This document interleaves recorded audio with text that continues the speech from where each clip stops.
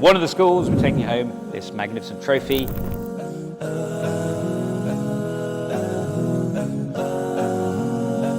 4 people sitting this side for the proposition, 4 people sitting that side for the opposition. It's been great working with students from Muslim schools from across the Northwest today.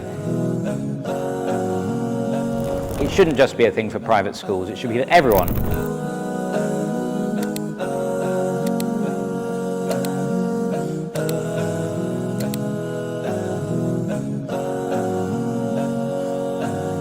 You have 5 minutes per speech.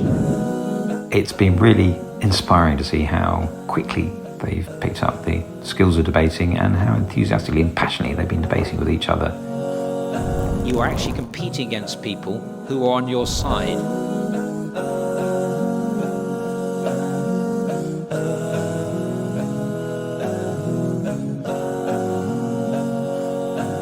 What skill will you learn about to do with debating? And I hope this will be just the beginning of introducing many, many more students to debating.